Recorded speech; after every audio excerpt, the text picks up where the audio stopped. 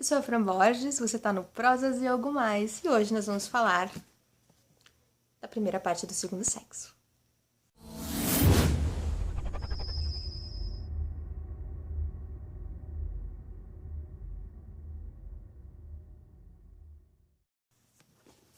Oi pessoal, e aí, tudo bem com vocês? Como é que foi a semana? Vocês estão bem? Espero que sim, eu estou bem, apesar da correria. E hoje, bem, nós vamos começar, o primeiro vídeo do projeto Lendo o Segundo Sexo. Como eu já tinha falado pra vocês, se vocês não viram ainda, eu vou deixar o card aqui com a abertura do projeto. Eu estou lendo uma parte, uma parte por mês do livro, que é o Tijolão. Vamos por uns bons meses aí com ele. Antes de começar a falar, eu queria deixar claro que isso aqui é um meu vídeo, de uma leiga. Eu não sou filósofa, então é um vídeo pra contar, pra dividir com vocês, compartilhar a minha experiência de leitura, tá? Eu não tenho a pretensão aqui de dar aula aqui sobre nada, certo? Inclusive, se eu falar alguma bobagem, errar em alguma coisa aí, vocês podem me corrigir nos comentários, tá ok? Então, essa primeira parte aqui, ela é composta aqui, ó. Deixa eu ver se eu consigo focar. É pela introdução, e ali tem a primeira parte, que se intitula Destino, e tem os 3 subtítulos que são o Dados da Biologia, o ponto de vista psicanalítico e o ponto de vista do materialismo histórico. Essa introdução é meio que um apanhado e ela já demonstra aqui tudo que ela vai se aprofundar ainda mais ao longo do livro, e aí você já fica bem curiosa. Eu anotei algumas coisas aqui, então eu vou olhar pra baixo pra comentar com vocês. Ela vai focar em todos os aspectos, da história da mulher. Vai focar na parte biológica, na parte de psicanálise, na história, nessa evolução histórica, E nessa introdução, o que me chamou muita atenção foi que a mulher, ela fala ali que a mulher ela é colocada como o outro. Numa sociedade, o homem é o ser e a mulher é o outro. E que a mulher aceita isso, que ao longo da história ela aceitou isso. Ela aceita, ela se coloca nessa posição de ser o outro. Ela cita até o exemplo, de uma sociedade diferente, onde quando você visita ou quando você chega ali, para você aquelas pessoas são os outros e para eles você é o outro, porque tem uma diferença, que é uma coisa até normal, porque como ela diz ali, o outro meio que é um espelho, você tem que ter aquela outra pessoa para você se reconhecer como você mesmo. E que o homem, na verdade, faz esse espelho na mulher, mas de uma forma sempre a rebaixá-la, sempre submetê-la. E que a mulher acaba aceitando ser esse outro. Tem até um trecho que exemplifica bem o que eu acabei de dizer para vocês, que eu separei aqui. Nenhum sujeito se define imediata e espontaneamente como inessencial. Não é o outro que, se definido como outro, define o um. Ele é posto como outro pelo um, definindo-se como um. Mas para que o outro não se transforme no um, é preciso que se sujeite a esse ponto de vista alheio. Então, de onde vem a submissão da mulher? É um questionamento que ela deixa. Aliás, ela deixa muitos questionamentos. Eu acho que isso que é o mais interessante da filosofia, Ela levanta mais questões para se refletir, para pensar, do que dar respostas prontas. Outra coisa que ela menciona aqui nessa introdução e que eu achei realmente muito plausível e é o que acontece, é que a mulher, ela é fragmentada em classes, Ela não tem uma identidade comum. O que ela diz? Ela dá até o exemplo ali, que as mulheres burguesas, quando elas estão inseridas naquela classe, elas defendem os burgueses, elas defendem os homens burgueses. As mulheres brancas defendem os homens brancos. Elas não têm uma identidade comum. Mulheres que defendem mulheres. Então, mulheres brancas defendendo mulheres negras e seus direitos. Mulheres burguesas defendendo mulheres proletárias. Elas defendem, elas não têm uma identidade comum. Elas se defendem dentro de uma classe. Ela também menciona aqui a questão dos salários, claro, nessa introdução. Que é como se nós mulheres fôssemos divididas em castas, Porque a gente faz muitas vezes o mesmo trabalho, e isso ao longo dos tempos, claro que foi melhorando, mas ainda existe o mesmo trabalho, e recebemos menos, ou somos preteridas porque somos mulheres, porque engravidamos. Ela vai questionar aqui também diversos posicionamentos de legisladores, sacerdotes, filósofos, escritores. Ela fala aqui que diversos deles sempre se empenharam em demonstrar que a condição subordinada da mulher era desejável, tanto no céu e proveitosa à terra. Ela menciona aqui também, né, um grave caso, né, dos homens que sempre tentam, né, submeter e rebaixar as mulheres, que é o caso da virilidade. Vou ler o trecho aqui para vocês que é fantástico. Para todos os que sofrem de complexo de inferioridade, há nisso um linimento milagroso. Ninguém é mais arrogante em relação às mulheres, mais agressivo ou desdenhoso do que o homem que duvida de sua virilidade. Os que não se intimidam com seus semelhantes mostram-se também muito mais dispostos a reconhecer na mulher um semelhante. Entramos na parte dos dados da biologia. Eu até coloquei uma foto no Snapchat, né, falando que eu tava me sentindo numa aula de biologia.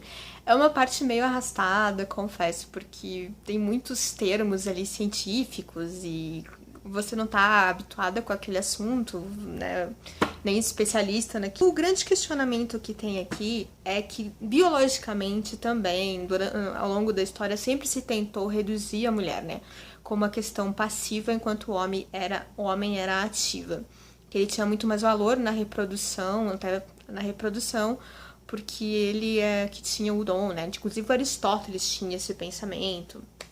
E que o útero estava ali, que era passivo, que a serventia dele era guardar, né, aquele ser humano e tal. E que a mulher era reduzida apenas para procriação. Que era para isso que ela era necessitada. E que o demais, obviamente, eram os homens que faziam. Esse sempre foi a tentativa. O que, na verdade, né, o feminismo prega, e que muitas pessoas que falam mal do feminismo desconhecem, é que não é que você quer que a mulher é melhor ou pior. A questão do feminismo sempre foi tratar a mulher igualmente. A mulher e o homem são igualmente seres humanos. E aqui também ela deixa claro, né, que para a reprodução feminina não há um lado passivo e outro ativo. Tanto um quanto o outro são extremamente importantes.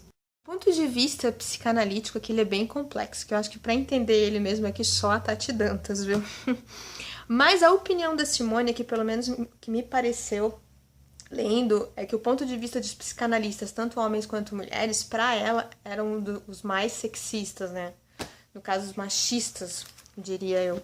Tem uma passagem aqui que eu acho que fica bem claro isso. É porque do ponto de vista dos homens, e é o que adotam os psicanalistas de ambos os sexos, consideram-se femininas as condutas de alienação e viris aquelas em que o sujeito afirma sua transcendência. E ela discorda de vários aqui pontos, né, da psicanálise, inclusive de Freud. Ela fala bastante mal de Freud aqui, inclusive. Só tendo, acho que, um estudo mais aprofundado para compreender plenamente tudo que ela diz aqui. Agora a gente entra no ponto de vista, né, que é a terceira e última parte aqui, ponto de vista do materialismo histórico aqui. Ela vai falar bastante aqui da maternidade como uma forma de escravização da mulher. Uma frase aqui bem forte que ela diz: viola-se mais profundamente a vida de uma mulher, exigindo-se dela filhos do que regulamentando as ocupações dos cidadãos. E outra que ela menciona que não é possível obrigar, né, diretamente uma mulher a parir. É óbvio, né? Tudo que se pode fazer, que é o que eles faziam, é encerrá-la, né, em situações que lhe impunham, né, o casamento, que proíbem medidas anticoncepcionais, proíbem o aborto, proíbem o divórcio. Ou seja, eles não a obrigam, assim, estritamente falando, né, escrito na lei, mas todas as situações a levam para isso, a levavam, e em muitos casos, infelizmente, ainda levam hoje. Claro que essa situação mudou muito, né, da época que a Simone escreveu para hoje, mas ainda hoje você vê até em relatos nas redes sociais ou em comunidades mais conservadoras, o quanto isso ainda é exigido e quase que meio que obrigatório para a mulher. Ela menciona também nessa parte a teoria de Engels, né, que ele diz que a propriedade privada, né, e o sistema patriarcal que se criou dali oprimiu ainda mais a mulher, né, no proletariamente falando.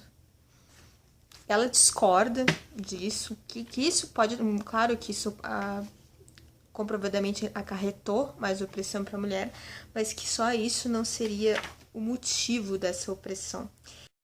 E ela termina esse capítulo com uma passagem muito interessante que eu vou ler aqui para vocês. É impossível, vê-se, por exemplo, encarar a mulher unicamente como força produtora. Ela é para o homem uma parceira sexual, uma reprodutora, um objeto erótico, um outro através do qual ele se busca a si próprio. Ele se busca a si próprio e, ao mesmo tempo, tenta sempre submetê-la, sempre rebaixá-la. Inclusive, tem uma passagem que fala aqui, né, que os homens também defendiam que as mulheres não trabalhassem porque elas faziam o mesmo trabalho que eles, cobrando menos, né, e ganhavam menos por isso, porque elas eram pagas, obviamente, indevidamente, como em muitos casos acontece ainda hoje. Como eu disse, foi uma leitura em alguns momentos bem difícil, por questões que você não tem um domínio muito grande e acaba ficando arrastado, principalmente a parte biológica, foi mais difícil. A parte que eu mais gostei foi a introdução, porque ela dá um apanhado aqui de tudo que ela vai desenvolver ao longo deste tijolão. Mas é tudo muito interessante. E como eu falei, né, como é próprio, eu acho que da filosofia, apesar de eu não ter nenhuma, né, especialização nessa área, é próprio da filosofia levantar questões, né, levantar perguntas para que você reflita, para que você pense, para que você questione, e não para ter respostas prontas. E eu acho que isso que é a proposta do livro. Vale muito a pena. Se você já leu, se começou a ler, se está lendo aí junto comigo, ou se quer ler, comenta aí o que você achou. Se você já leu, fala aí pra mim também, se você já teve as mesmas impressões do que eu, tá? Espero que vocês tenham gostado. Se gostaram, não esqueçam de avaliar aí com gostei. Se ainda não é inscrito, se inscreva para receber as nossas atualizações se está chegando agora por aqui. Seja muito bem-vindo, compartilhe também com seus amigos. Se quiser me encontrar nas outras redes sociais, tá aqui na descrição do vídeo. E um ótimo final de semana para vocês, uma ótima Páscoa para quem comemora. E bom, a gente se vê na semana que vem. Beijos. Tchau, tchau.